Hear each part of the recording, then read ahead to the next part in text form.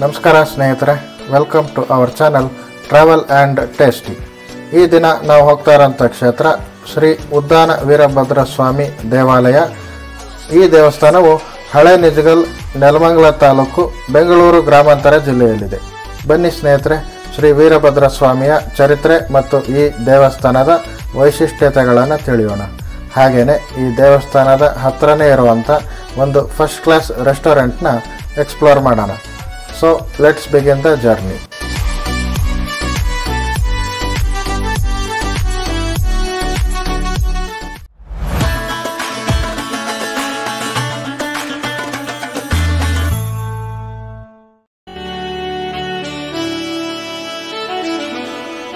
ಸ್ನೇಹಿತರೆ, ಈ ದೇವಸ್ಥಾನಕ್ಕೆ ನಾವು ತುಮಕೂರಿನಿಂದ ಹೊರಟು ಕ್ಯಾತ್ಸಂದ್ರ, ಮಂಚ್ಕಲ್ ಕುಪ್ಪೆ ಆದ್ಮೇಲೆ ಸಿಗೋ ಹಳೆ ನಿಜಗಲ್ ಎಂಬ ಗ್ರಾಮದಲ್ಲಿ ಈ ದೇವಸ್ಥಾನವಿದೆ.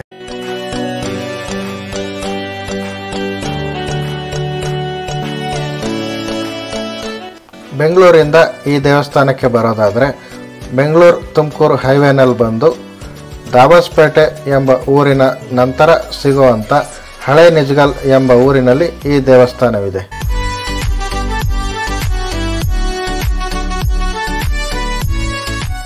ಬೆಂಗಳೂರಿನಿಂದ ಈ ದೇವಸ್ಥಾನವು ಸುಮಾರು 60 ಕಿಲೋಮೀಟರ್ ದೂರದಲ್ಲಿದ್ದು, ತುಮಕೂರಿನಿಂದ ನಮಗೆ ಕೇವಲ 20 ಕಿಲೋಮೀಟರ್ ದೂರದಲ್ಲಿದೆ.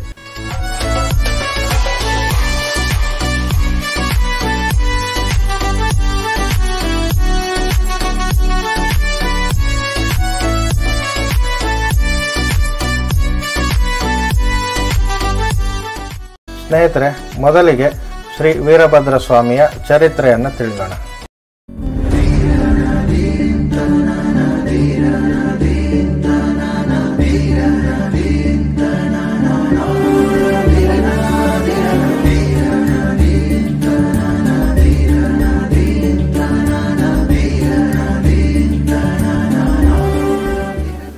ಹಿಂದೆ ದಕ್ಷ ಮಹಾರಾಜ ಎಂಬ ರಾಜನಿದ್ದನು. ಪ್ರಜಾಪತಿಯಾದ ಅವನು ಬ್ರಹ್ಮನ ಸ್ವರೂಪನಾಗಿದ್ದನು. ಈ ದಕ್ಷ ಬ್ರಹ್ಮನ ಮಗಳಾದ ದಾಕ್ಷಾಯಿಣಿಯನ್ನು ತನಗೆ ಇಷ್ಟವಿಲ್ಲದಿದ್ದರೂ ತನ್ನ ಮಗಳ ಅಪೇಕ್ಷೆಯಂತೆ, ತನ್ನ ಮಗಳ ಇಷ್ಟದಂತೆ ಶಿವ ಅಂದರೆ ಈಶ್ವರನಿಗೆ ಕೊಟ್ಟು ಮದುವೆ ಮಾಡಿಕೊಡುತ್ತಾನೆ.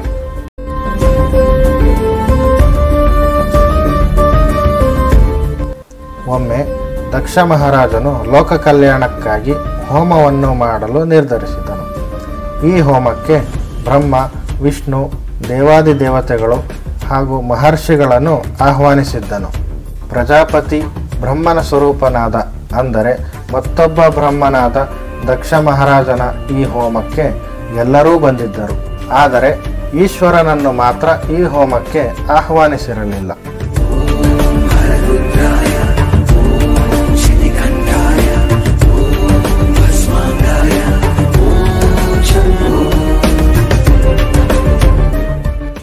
ಇದನ್ನು ಅರಿತ ದಾಕ್ಷಾಯಿಣಿಯು ತನ್ನ ತಂದೆ ದಕ್ಷ ಮಹಾರಾಜನ ಮೇಲೆ ಕೋಪಗೊಂಡಳು.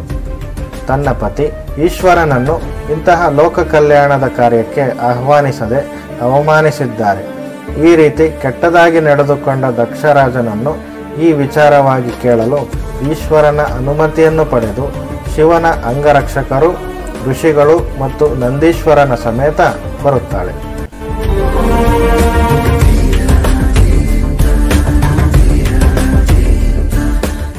ದಕ್ಷರಾಜನ ಮುಂದೆ ನಿಂತು ಕೈ ಮುಗಿದು ತನ್ನ ಪತಿ ಈಶ್ವರನನ್ನು ಇಂತಹ ಮಹಾಕಾರ್ಯಕ್ಕೆ ಏಕೆ ಆಹ್ವಾನಿಸಲಿಲ್ಲ, ಏಕೆ ಕರೆಯಲಿಲ್ಲ ಎಂದು ಪ್ರಶ್ನಿಸಿದಳು. ಇದಕ್ಕೆ ದಕ್ಷ ಮಹಾರಾಜನು ಕೋಪದಿಂದ ಶಿವನನ್ನು ಬೈದು ಅವಹೇಳನದ ಮಾತುಗಳನ್ನಾಡಿ ಎಲ್ಲರ ಮುಂದೆ ತನ್ನ ಮಗಳನ್ನು ಬೈದು ಅವಮಾನಿಸಿದನು. ಅವಮಾನಿತಳಾದ ದಾಕ್ಷಾಯಿಣಿಯು ಕೋಪದಿಂದ ತಂದೆ ದಕ್ಷರಾಜನಿಗೆ ನೀನು ನರಕಕ್ಕೆ ಹೋಗು ಎಂದು ಶಾಪವಿತ್ತು ಉರಿಯುತ್ತಿದ್ದ ಹೋಮದ ಅಗ್ನಿಗೆ ಪ್ರವೇಶಿಸಿ ತನ್ನ ದೇಹವನ್ನು ತ್ಯಾಗ ಮಾಡುತ್ತಾಳೆ.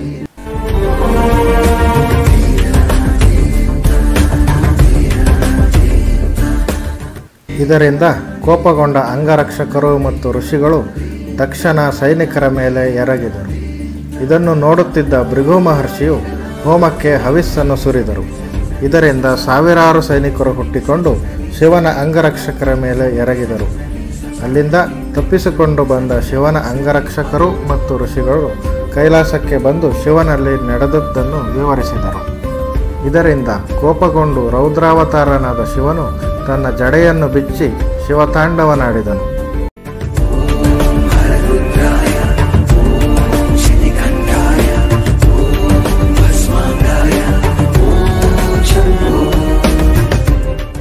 ಶಿವತಾಂಡವನಾಡುವ ಸಂದರ್ಭದಲ್ಲಿ ಶಿವನ ಕೇಶವು ತನ್ನ ಕೈಗೆ ಸಿಕ್ಕಿ ಹಾಕಿಕೊಂಡಿತು. ಆಗ ಶಿವನು ತನ್ನ ಕೇಶವನ್ನು ಕೈಲಾಸ ಪರ್ವತದ ಒಂದು ಬಂಡೆಗೆ ಬಡಿದನು. ಇದರಿಂದ ಲೋಕವೇ ನಡುಗಿ ಭೀಕರ ಶಬ್ದವಾಗಿ ಬಂಡೆಯು ಎರಡು ಭಾಗವಾಯಿತು. ಒಂದು ಭಾಗದಿಂದ ಶ್ರೀ ವೀರಭದ್ರನು, ಮತ್ತೊಂದು ಭಾಗದಿಂದ ಶ್ರೀ ಭದ್ರಕಾಳಿಯ ಉದ್ಭವವಾಯಿತು.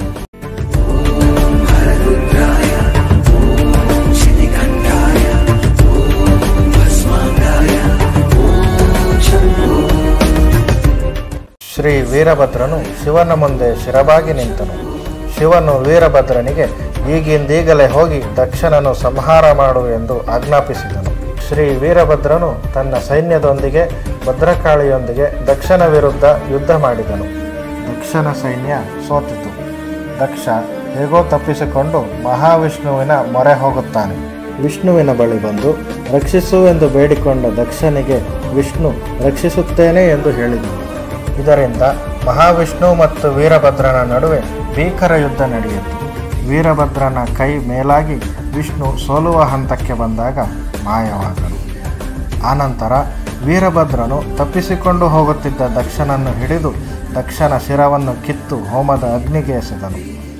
ದಕ್ಷನ ತಲೆ ಹೋಮದಲ್ಲಿ ಉರಿದು ಬೂದಿಯಾಯಿತು. ಶ್ರೀ ವೀರಭದ್ರನಿಂದ ದಕ್ಷನ ಸಂಹಾರವಾದ ನಂತರ ದಕ್ಷನ ಪತ್ನಿಯಾದ ಪ್ರಸೂತಿ ದೇವಿ, ಬ್ರಹ್ಮ, ವಿಷ್ಣು ಮತ್ತು ದೇವಾದಿದೇವತೆಯರು ಸೇರಿ ಕೈಲಾಸಕ್ಕೆ ಬಂದರು. ಶಿವನ ಮುಂದೆ ದಕ್ಷನ ತಪ್ಪನ್ನು ಮನ್ನಿಸು ಎಂದು ಬೇಡಿಕೊಂಡರು. ಇದರಿಂದ ಕರುಣಾಮೂರ್ತಿ ಈಶ್ವರನು ಶಾಂತನಾದನು. ನಂತರ ಶಿರವಿಲ್ಲದ ದಕ್ಷನ ದೇಹಕ್ಕೆ ಅಲ್ಲೇ ಉತ್ತರ ದಿಕ್ಕಿನಲ್ಲಿದ್ದ ಕುರಿಟಗರಿನ ಶಿರವನ್ನು ದಕ್ಷನ ಶರೀರಕ್ಕೆ ಸೇರಿಸಿ ದಕ್ಷನಿಗೆ ಜೀವದಾನ ಮಾಡಿದನು. ಬದುಕಿ ಬಂದ ದಕ್ಷನು ಶಿವನಿಗೆ ಶಿರಬಾಗಿ ನಮಿಸಿ ತಾನು ಮಾಡಿದ್ದ ತಪ್ಪನ್ನು ಮನ್ನಿಸು ಎಂದು ಬೇಡಿದನು. ಶಿವನು ದಕ್ಷನನ್ನು ಕ್ಷಮಿಸಿ ಕೈಲಾಸಕ್ಕೆ ನಡೆದನು. ಮುಂದೆ ದಾಕ್ಷಾಯಿಣಿಯು ಪರ್ವತರಾಜನ ಮಗಳಾಗಿ ಜನಿಸಿ ಪಾರ್ವತಿ ಎನಿಸಿಕೊಂಡಳು. ಶಿವನ ಕೈ ಹಿಡಿದು ಕೈಲಾಸವನ್ನು ಸೇರಿದರು. ಮುಂದೆ ಶಿವ ಪಾರ್ವತಿಯರು ಲೋಕ ಕಲ್ಯಾಣದ ಕಾರ್ಯಗಳಲ್ಲಿ ನಿರತರಾದರು. ಶಿವನಿಗೆ ಸಹಾಯ ಮಾಡಿದ ಶಿವನ ಅಂಶವಿರುವ ಶ್ರೀ ವೀರಭದ್ರನು ಭುವಿಯಲ್ಲಿ ಪೂಜಿತನಾಗಿದ್ದಾನೆ ಹಾಗೂ ಶಿವಭಕ್ತರ ಕೋರಿಕೆಗಳನ್ನು ಈಡೇರಿಸುತ್ತಿದ್ದಾನೆ. ಸ್ನೇಹಿತರೆ, ಇದಿಷ್ಟು ವೀರಭದ್ರ ಸ್ವಾಮಿಯ ಚರಿತ್ರೆ. ಇನ್ನು ಈ ದೇವಸ್ಥಾನದ ವಿಶೇಷತೆಯನ್ನು ತಿಳಿಯೋಣ.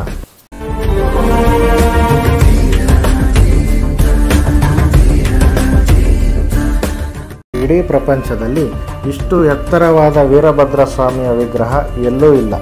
ಇದು ಸುಮಾರು 18 ಅಡಿ ಎತ್ತರ ಮತ್ತು 22 ಅಡಿ ಅಗಲವಿದೆ. ಹಂಪಿಯಲ್ಲಿ ಇರುವ ಶ್ರೀ ವೀರಭದ್ರನ ಮೂರ್ತಿ 13 ಅಡಿಯಷ್ಟಿದೆ.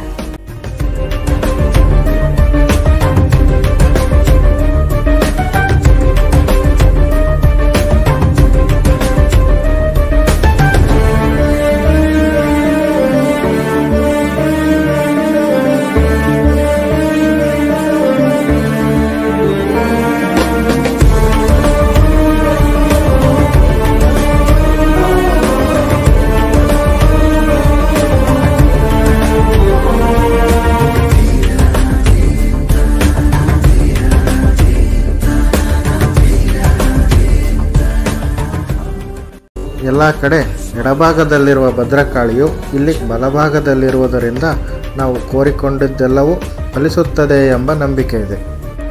ಬಲಭಾಗದಲ್ಲಿ ಭದ್ರಕಾಳಿ ಇದ್ದರೆ ಎಡಭಾಗದಲ್ಲಿ ದಕ್ಷ ಬ್ರಹ್ಮನಿರುವುದು ವಿಶೇಷ.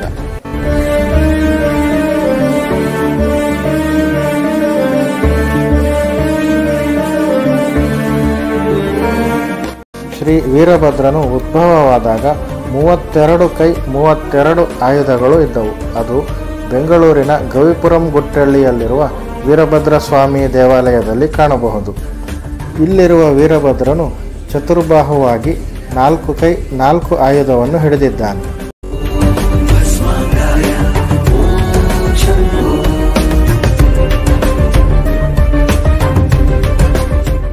ಶ್ರೀ ವೀರಭದ್ರ ಸ್ವಾಮಿಗೆ ಕೋಪ ಹೆಚ್ಚಾಗಿರುವ ಕಾರಣ ಎಲ್ಲ ವೀರಭದ್ರ ಸ್ವಾಮಿ ದೇವಸ್ಥಾನದ ಎದುರು ನಂದೀಶ್ವರ ಇರಲೇಬೇಕು.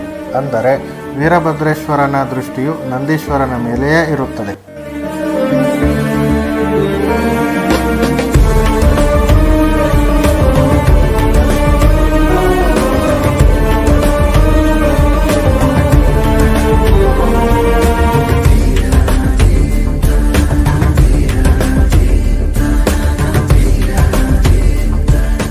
ಇದು ಉದ್ಭವ ಮೂರ್ತಿಯಾಗಿದ್ದು, ಮೂರ್ತಿಯು ಬೆಳೆಯುತ್ತದೆ ಎಂಬ ಕಾರಣದಿಂದ ನೆತ್ತಿಯ ಮೇಲೆ ಒಂದು ಚಿಕ್ಕ ಗಡಾರಿಯನ್ನು ಹೊಡೆಯಲಾಗಿದೆ.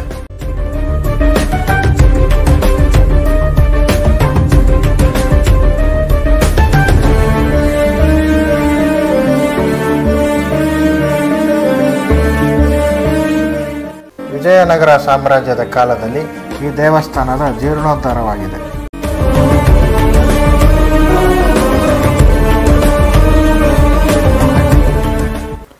ಸ್ನೇಹಿತರೆ, ಈ ದೇವಸ್ಥಾನದ ಹತ್ರನೇ ಇರುವಂಥ ಒಂದು ಫಸ್ಟ್ ಕ್ಲಾಸ್ ರೆಸ್ಟೋರೆಂಟ್ಗೆ ಹೋಗೋಣ ಬನ್ನಿ.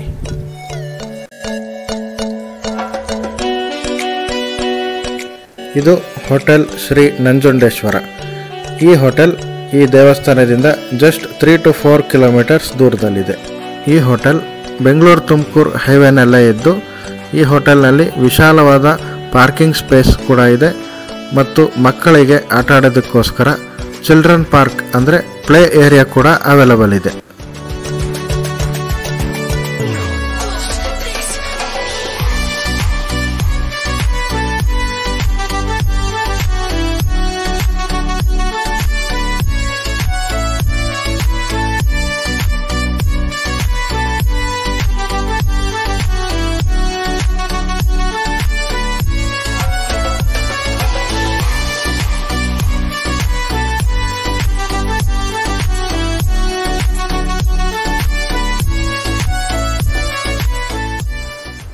ಸ್ನೇಹಿತರೆ, ಈ ಹೋಟೆಲ್ ಪ್ಯೂರ್ ವೆಜಿಟೇರಿಯನ್ ಹೋಟೆಲ್ ಆಗಿದ್ದು, ಈ ಹೋಟೆಲ್ನಲ್ಲಿ ಉಳ್ಕೊಳ್ಳೋದಕ್ಕೆ ರೂಮ್ಸ್ ಕೂಡ ಅವೈಲಬಲ್ ಇದೆ.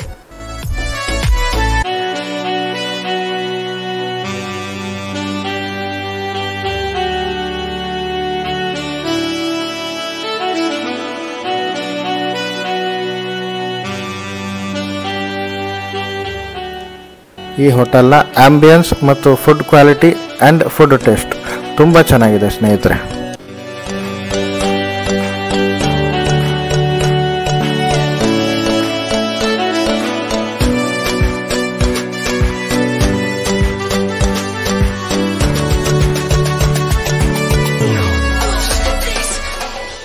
ನಾವು ಸೌತ್ ಇಂಡಿಯನ್ ಮೀಲ್ಸ್ ಮತ್ತು ನಾರ್ತ್ ಇಂಡಿಯನ್ ಮೀಲ್ಸ್ ಎರಡನ್ನೂ ಆರ್ಡರ್ ಮಾಡಿದ್ವಿ.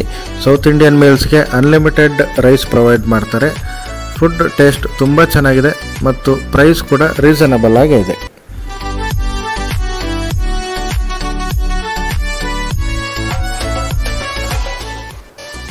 ಸೊ ಸ್ನೇಹಿತರೆ, ನಿಮಗೆ ಈ ವಿಡಿಯೋ ಇಷ್ಟ ಆಗಿದ್ದಲ್ಲಿ ಲೈಕ್ ಮಾಡಿ ಮತ್ತು ನಿಮ್ಮ ಅನಿಸಿಕೆಗಳನ್ನು ಕಮೆಂಟ್ ಮೂಲಕ ತಿಳಿಸಿ. ಈ ವಿಡಿಯೋವನ್ನು ಹೆಚ್ಚಾಗಿ ಶೇರ್ ಮಾಡಿ ನಮ್ಮ ಚಾನಲ್ಗೆ ಸಬ್ಸ್ಕ್ರೈಬ್ ಮಾಡಿ. ಥ್ಯಾಂಕ್ ಯು ಸ್ನೇಹಿತರೆ. Thanks for watching the video.